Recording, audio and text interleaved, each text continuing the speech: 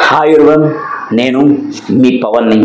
Welcome back to our channel GPK shorts and entertainment. Content is ours, entertainment is yours. ఇప్పుడే మన Dhanush lead role act చేసిన రాయన్ movie చూసి వస్తున్నాండి. So ఈ movie గురించి కొన్ని స్పెషల్ విషయాలు అయితే ఉన్నాయి, అవి ఒకసారి చెప్పుకున్నాం. మెయిన్గా ఈ మూవీ రాయన్ అనేది Dhanush 50th movie, so more prestigious movie. And ఈ మూవీకి రైటర్ అండ్ డైరెక్టర్ కూడా ధనుషే. సో ఆల్రెడీ ధనుష్ మనకి ఒక versatile actor, best actor, suppose ఇండియాలో ఉండే perfect and best actors list తీసి ఒక లిస్ట్ రాస్తే ఆ లిస్ట్లో కంపల్సరీగా ధనుష్ నేమ్ కూడా ఉంటుంది, అది పక్కా. సో ఆల్రెడీ మన యాక్టర్గా తెలుసు, కానీ ఈ మూవీలో రైటర్, డైరెక్టర్ ఈ బాధ్యతలు కూడా తీసుకున్నాడు. జనరల్గా యాక్టర్గా ప్లస్ డైరెక్టర్గా చేయడం అంటే రెండు పడవల మీద ప్రయాణం చేసినట్టే. కానీ ఈ విషయంలో ధనుష్ సక్సెస్ అయ్యాడా లేదా? సో ధనుష్ డైరెక్ట్ చేస్తానగానే స్టార్టింగ్ నుంచే ఈ మూవీ మీద ఒక రకమైన ఎక్స్పెక్టేషన్ అనేవి బిల్డ్ అయినాయి. సో ఆ ఎక్స్పెక్టేషన్ తగ్గట్టు ఈ మూవీ ఉందా లేదా అనేది మనం మాట్లాడుకున్నాం ఈ వీడియోలో. సో దానికంటే ముందు నా వీడియో మీకు నచ్చితే please like, share and subscribe. Please భయ్యా, మర్చిపోవద్దు సబ్స్క్రైబ్ మై ఛానల్. రాయన్ ఈ మూవీకి వస్తే నా ఒపీనియన్, పర్సనల్ ఒపీనియన్ అయితే ఓకే భయ్య, అంతేగాని వావ్ అనిపించే సినిమా అయితే కాదు. ఏ ఒక్క సీన్ కూడా అంత వావ్ అనిపించదు. Okay, timepass movie, one time watchable. ఎందుకు ఓకే అన్న అంటే కొన్ని రీజన్స్ ఉన్నాయి దీనికి. సో అవన్నీ మనం డీప్లో డిస్కస్ చేద్దాం ఇప్పుడు. మెయిన్గా రాయన్ మూవీ ఒక కుటుంబ కథా చిత్రం. కాదు, ఒక గ్యాంగ్స్టర్ మూవీ. అబ్బా, అది కూడా కాదు, ఒక రివేజ్ స్టోరీ. ఇంత కన్ఫ్యూజింగ్ ఉంది భయ. మెయిన్గా థియేటర్లో కూడా ప్రతి ఆడియన్స్ కూడా ఇదే కన్ఫ్యూజన్. 3 కథలు మిక్స్ చేసి gangster, revenge and family emotions 3 mix చేసి ఒక స్క్రిప్ట్ రాశాడు మన ధనుష్. అయితే కొంతవరకు నేను చెప్పేది ఏంటంటే ఆ స్క్రిప్ట్లో అద్భుతమైన సీన్ రాయకపోయినా బట్ పర్వాలేదని చదివించిన, బట్ వరస్ట్ సీన్లు అయితే రాయలేదు. యాజ్ ఏ రైటర్గా కూడా I will give Dhanush 70 marks. So ఇక డైరెక్షన్ విషయానికి వస్తే డైరెక్షన్ అయితే పర్ఫెక్ట్ చేశాడు. కొన్ని సీన్లు అయితే చాలా బాగున్నాయి. అయితే మనకు ఓన్ హై పిచ్ అయిపోయినా సీన్లు అయితే చాలా నీట్గా తీశాడు. అన్నిటికంటే ప్లస్ ఏంటంటే ఈ రాయన్ మూవీలో మెయిన్గా Dhanush capability, roles and casting కూడా చాలా పర్ఫెక్ట్గా చూజ్ చేసుకున్నాడు. చాలామంది ఉన్నారు, చాలా గొప్ప నటులు ఉన్నారు. సో ఆ నటులు మనకు తెలిసిన వాళ్ళే. మెయిన్గా ప్రకాష్ రాజ్ అండ్ సెల్వరాఘవన్, ఎస్జే సూర్య, సందీప్ కిషన్ అండ్ కాళిదాస్, అపర్ణ బాలమురళి, వరలక్ష్మి సత్యభామ, ఓయబ్బా చాలా ఉంది కాస్టింగ్. సో ఇంతమంది గొప్ప నటుల మధ్య వాళ్ళకి పర్ఫెక్ట్ రోల్ ఇచ్చాడు అండ్ పర్ఫెక్ట్ డైలాగ్ రాశాడు. వాళ్ళ క్యారెక్టర్లు కూడా ఏదో ఓవర్ ద టాప్ కాకుండా చాలా నీట్గానే వెళ్ళిపోతుంటాయి. ఆ విషయాన్ని మనం ధనుష్ని అయితే మెచ్చుకోవచ్చు. ఇంకోటి సర్ప్రైజింగ్ ఎలిమెంట్ అంటే ఇంతమంది గొప్ప నటులున్నా వీళ్ళందరి పర్ఫార్మెన్స్ కంటే మనకి ఏం చేసింది రా బాబు, సూపర్గా అనిపించే క్యారెక్టర్ దుషారా విజయన్. సో తను ధనుష్కి చెల్లెగా చేసింది ఈ మూవీలో. సో తనకైతే చాలా స్కోప్ ఇచ్చాడు క్యారెక్టర్లో. సో తనైతే మొత్తం ప్రూవ్ చేసుకుంది తనకిచ్చిన రోల్ని. సో ఆమె ఒక సర్ప్రైజింగ్ ఎలిమెంట్ మనకి. ఇంకా మిగతా వాళ్ళు ఎస్జే సూర్య కానీ, ప్రకాష్ రాజ్ కానీ, సెల్వరాఘవన్, వాళ్ళకి ఇచ్చిన క్యారెక్టర్ వాళ్ళు బాగానే చేశారు. ఇంకా మెయిన్గా మనం చెప్పుకోవాల్సింది ఏంటంటే సందీప్ కిషన్. నాకైతే సందీప్ కిషన్ రోల్ ఆఫ్టర్ ప్రస్థానం మూల ఫస్ట్ చూసాను సందీప్ కిషన్ని, ఏం చేశాడు బాబు అనిపించింది. మళ్ళీ నాకు ఇన్ని రోజుల తర్వాత మళ్ళీ ఈ మూవీలో సందీప్ కిషన్ రోల్ నాకు బాగా నచ్చింది. చాలా అంటే ఒక అల్లచ్చలుగా, మూర్ఖత్వంగా, పట్టుదలతోటి ఏమీ చేయకుండా అందరి చేత తిట్టించుకుంటూ ఒక రకమైన డిఫరెంట్ క్యారెక్టర్ చేశాడు. మనకి అనిపిస్తుందంటే మనోడే కదా అనే ఫీలింగ్ వస్తుంది మనకి. అఫ్కోర్స్ వాడు ఏదైనా సరే మనోడే కదా అనే ఫీలింగ్ వస్తుంది. అంత మంచిగా యాక్ట్ చేశాడు సందీప్ కిషన్. సో సందీప్ కిషన్ యాక్ట్ చేశాడని చెప్పడం కంటే తన యాక్టింగ్కి, తన రోల్కి అంత స్కోప్ ఇచ్చి డైలాగ్స్ రాసిన లేదా తన రోల్ని డిజైన్ చేసిన ధనుష్కే క్రెడిట్ వస్తుంది. ఈవెన్ ఫ్రాంక్గా మాట్లాడుకుంటే ధనుష్ క్యారెక్టర్ కంటే సందీప్ కిషన్కి బాగా ఇంపార్టెన్స్ ఇచ్చాడు ఈ మూవీలో. ధనుష్ నేను హీరోని కదా, నేను డైరెక్టర్ కదా, నన్ను నేను నేర్పుకోవాలి, ఓవర్ ద టాప్ సీన్స్ కావాలని అయితే ఆలోచించలేదు. చాలా ధనుష్ క్యారెక్టర్ చాలా గ్రౌండ్ లెవెల్లో ఉంటుంది. మిగతా క్యారెక్టర్ ఎంత చేయాలో అంత చేసిన తర్వాతే ధనుష్ అనేవాడు మూవీలోకి ఎంటర్ అవుతాడు. ఎలా అంటే సింపుల్గా చెప్పాలంటే సందీప్ కిషన్ చేసే ఒక చిన్న పెంట వల్లే ధనుష్ అనేవాడు ఆ మూవీలో ఎంటర్ అవుతాడు, ఇన్వాల్వ్ అవుతాడు. గ్యాంగ్స్టర్ అంటే వీళ్ళొక కుటుంబం, ఒక అన్న, ఇద్దరు తమ్ముళ్ళు, ఒక చెల్లెలు, అండ్ వీళ్ళందరినీ మానిటర్ చేస్తూ గైడ్ చేసే ఒక పెద్ద మనిషి. అది ఆ పెద్ద మనిషి సెలవురావు గారు. And Dhanush, Kalidas and Sandeep Kishan and Tushara Vijayan. So వీళ్ళు ఒక ఫ్యామిలీ స్టోరీగా స్టార్ట్ అవుతుంది. ఈవెన్ ఫస్ట్ సీన్ నుంచి కూడా, చైల్డ్హుడ్ సీన్ నుంచి కూడా ఆ బ్రదర్ సిస్టర్ సెంటిమెంట్ ఇవైతే చాలా బాగా ఎస్టాబ్లిష్ చేశాడు. ఫస్ట్ హాఫ్లో అయితే ఎస్టాబ్లిష్మెంట్ మాత్రం సూపర్గా ఉంది. ఫస్ట్ హాఫ్ ఈ ఎస్టాబ్లిష్మెంట్ వల్ల మనకు ఒక క్లారిటీ వస్తుంది. సెకండ్ హాఫ్లో క్లియరెన్స్ వస్తుంది.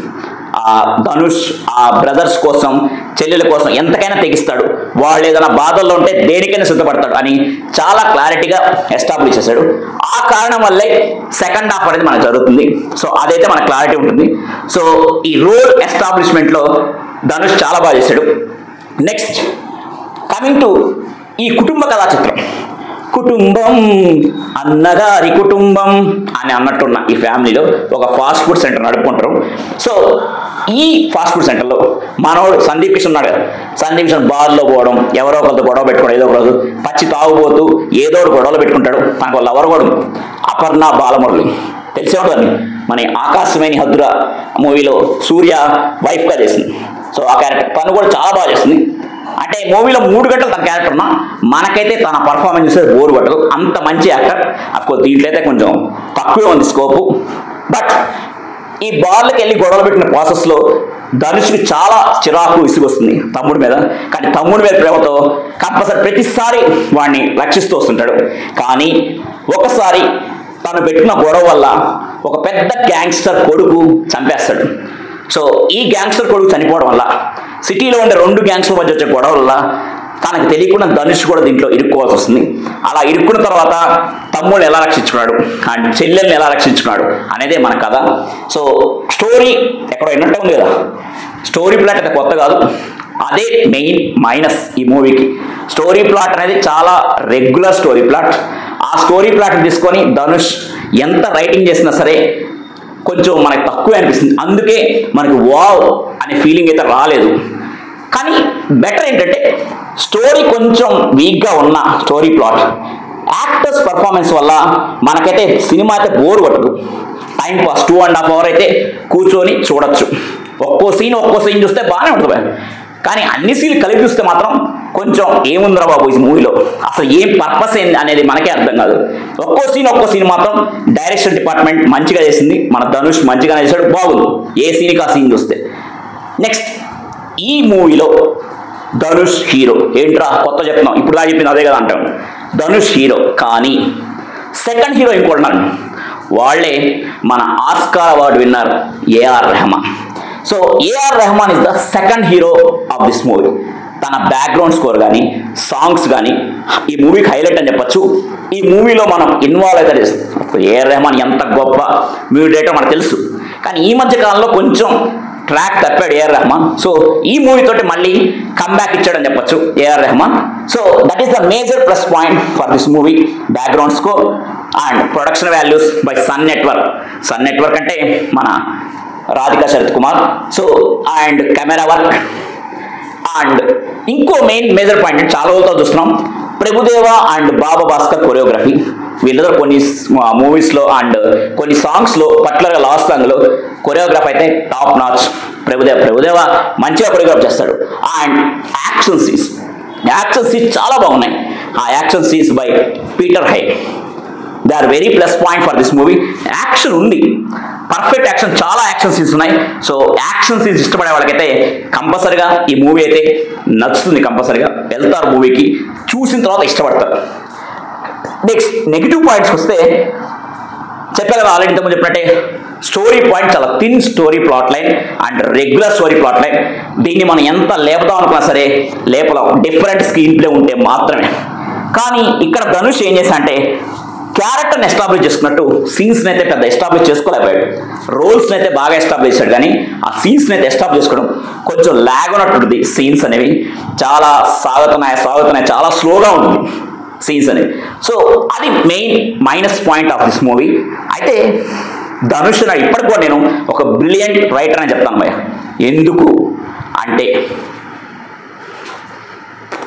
ఎందుకంటే మూవీ ఫస్ట్ హాఫ్ చాలా బాగుంటుంది. ఎస్టాబ్లిష్మెంట్స్, రోల్ ఎస్టాబ్లిష్, మనకి ఒక క్లారిటీ వస్తుంది. ఈ క్యారెక్టర్ ఇది, ఈ క్యారెక్టర్ ఓహో ఈ క్యారెక్టర్ వల్ల స్టోరీ మారబోతుంది అనే మనకి ఒక క్లారిటీ అయితే వస్తుంది. సో సెకండ్ హాఫ్లో ఇంటర్వెల్ సీన్ బాగుంటుంది, కూల్గా ఉంటుంది ఇంటర్వెల్ సీన్. సో సెకండ్ హాఫ్లో ఏదో రెగ్యులర్ గ్యాంగ్ వారు అండ్ గ్యాంగ్స్టర్ యాక్షన్స్ ఇవన్నీ పోతుంది, ఇంద్రబాబు రెగ్యులర్ సినిమా లాగే ఉంది అని అనుకునే టైంకి కరెక్ట్గా ఫ్యామిలీ డ్రామాని తీసుకొచ్చి ఆ గ్యాంగ్ వార్లో ఇన్వాల్వ్ చేశాడు. That is the brilliance of Dhanush. వెంటనే అవుతుంది ట్రాక్ మారిపోయినట్టు అనిపిస్తుంది. సో మనకు కొంచెం కొత్తగా అనిపిస్తుంది.